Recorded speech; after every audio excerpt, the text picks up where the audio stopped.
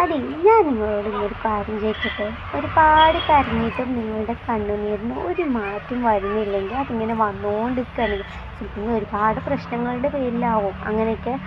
പല പല കാര്യത്തിൻ്റെ പേരിലാവും നമ്മൾ ഓർക്കാത്തപ്പോഴും ചിലപ്പോൾ ഒരു കാരണവുമില്ലാതാവും നമ്മളുടെ കണ്ണിൽ നിന്ന് കണ്ണുനീരിങ്ങനെ വരുന്നുണ്ടെങ്കിൽ നമ്മൾ എങ്ങനെയാണ് അതിനെ ഫേസ് ചെയ്യല്?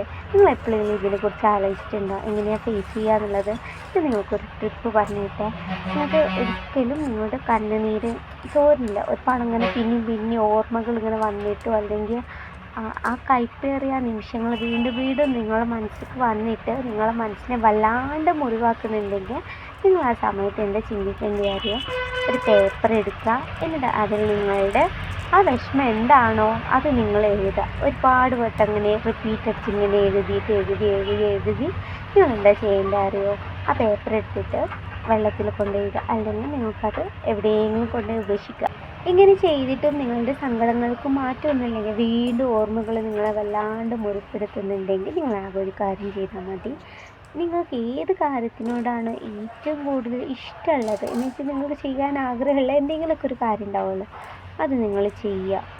ആരോടും നിങ്ങൾ ബോധിപ്പിക്കും വേണ്ട, ആരോടും നിങ്ങൾ അതിനെക്കുറിച്ച് പറയും വേണ്ട.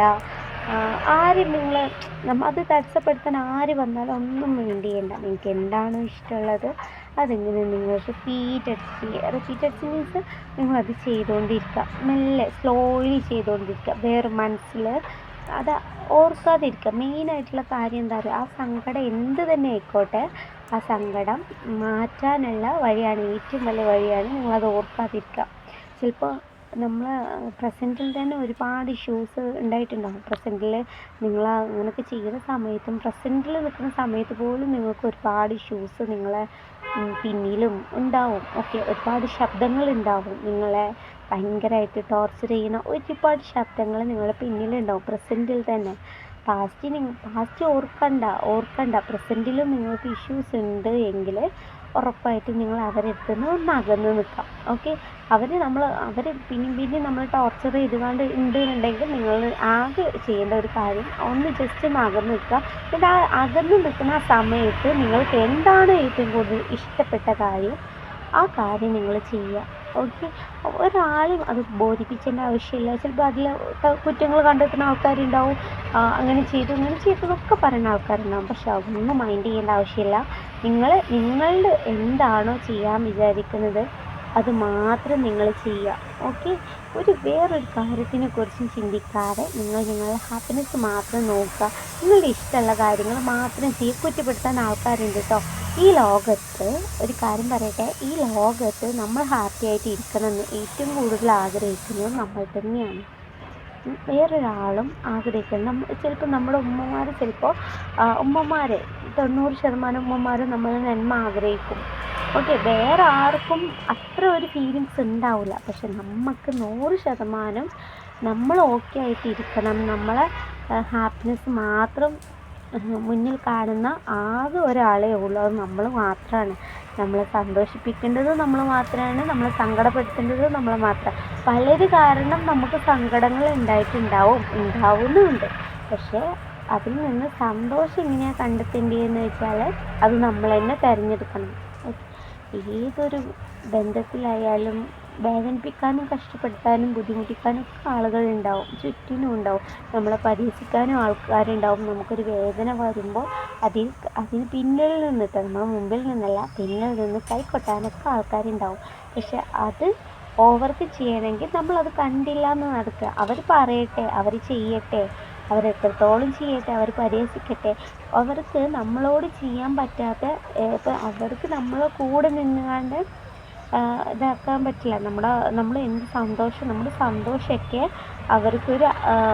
ഒരു ഫീലിങ്സ് ഇല്ലെങ്കിൽ എന്ന് വെച്ചാൽ അതിലൊക്കെ അവർക്കൊരു കുശുമ്പ് തോന്നുന്നുണ്ടെങ്കിൽ ഉറപ്പാണ് അവർ നമുക്ക് പിന്നിൽ നിന്നിട്ട് പലര് മുഖേനയും നമുക്ക് വേദന ഉണ്ടാക്കാൻ നോക്കും. അതാദ്യം ശ്രദ്ധിക്കുക. അവർ വേദന ഉണ്ടാക്കിക്കോട്ടെ, നമ്മൾ ചേർത്ത് നിർത്തിയവർ തന്നെയാവും നമ്മളെ പിന്നിൽ നമുക്ക് വേദന തരുന്നത്. ഉറപ്പായിട്ടും നമ്മൾ അവരെയൊക്കെ ശ്രദ്ധിക്കണം. കാരണം നമുക്ക് നമ്മളെ ഹാപ്പിനെസ് മാത്രമാണ് നമ്മൾ നോക്കുന്നുണ്ടെങ്കിൽ ഉറപ്പായിട്ടും അവരൊന്നും മൈൻഡ് ചെയ്യേണ്ട ആവശ്യമില്ല. ഇനിയിപ്പോൾ അങ്ങനെ അവർ നമ്മൾ പിന്നാലെ കൂടുന്നുണ്ടെങ്കിൽ നമ്മൾ എന്ത് ചെയ്യുക, അവരിൽ നിന്ന് അകന്നിരിക്കുക. നമുക്ക് മനസ്സിലെ സങ്കടങ്ങൾ മാറാൻ വേണ്ടിയിട്ട് നമ്മൾ റിപ്പീറ്റ് അടിച്ച് എഴുതുക. ഒരാളോടും പറയാൻ നിൽക്കണ്ട കേട്ടോ. അതൊക്കെ ഇന്നല്ലെങ്കിൽ നാളെ നമുക്ക് ദോഷമായിട്ടേ വരുള്ളൂ. നമ്മുടെ സങ്കടങ്ങൾ ഒരാളോട് പറഞ്ഞാൽ അതിലൊരു ഫീലിങ്സും അവർക്ക് ഉണ്ടാവില്ല. നമ്മൾ പറയുന്നു, പക്ഷെ പറയണ്ട എന്നല്ല കേട്ടോ. നിങ്ങൾക്ക് അത്രയധികം അടുപ്പുള്ള ആൾക്കാരുണ്ടാവില്ലേ, അത്രയും അധികം ഇഷ്ടമുള്ള ആൾക്കാരുണ്ടാവില്ലേ. ഓക്കെ, ഇപ്പം ഞാൻ ആ ആളോട് ഞാൻ എൻ്റെ സങ്കടം പറഞ്ഞാൽ ആ ആളെന്നെ ഒന്നും വേദനിപ്പിക്കൊന്നുമില്ല, അങ്ങനെ ഒരു മൈൻഡ് നമുക്കുണ്ടാവില്ല. ആ ഒരാളോട് നിങ്ങൾക്ക് സങ്കടങ്ങൾ പറയാം. എന്നാണോ ആ ആളെടുത്തുനിന്നും നിങ്ങൾക്ക് എതിരെ ഒരു റിപ്ലൈ കിട്ടുന്നത്, ഒരു റെസ്പോൺസ് കിട്ടുന്നത്, അന്ന് നിങ്ങൾ അത് നിർത്തണം. പിന്നീട് നിങ്ങൾക്ക് ഏറ്റവും വഴിയെന്ന് പറയുന്നത് സ്വന്തമായിട്ട് സെൽഫായിട്ട് നിങ്ങൾ എഴുതുക. അത് എഴുതാം, മായ്ച്ചുകള ഇതന്നെ. അപ്പോൾ പിന്നെ നിങ്ങളുടെ മനസ്സ് ഓവർക്ക് ചെയ്യാനും കഴിയും. ഓക്കെ, അപ്പോൾ നമ്മൾ ഇന്ന് ഉണ്ടാക്കിയത് പത്തലും കടലക്കറിയായിട്ടാണ്. പിന്നെ കഴിച്ചിട്ട് വേഗം പോട്ടെ.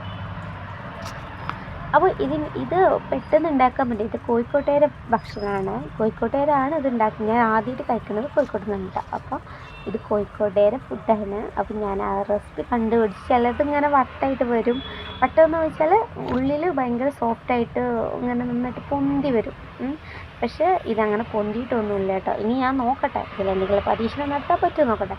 കടലക്കറി അപ്പം കൂട്ടിയിട്ട് ഞാൻ ചായ കുടിക്കട്ടെ. അപ്പോൾ അതുവരേക്കും ഇനി നല്ലൊരു വീഡിയോ ആയിട്ട് വരുന്നവരേക്കും എല്ലാ കൂട്ടുകാർക്കും ബൈ, താങ്ക് യു.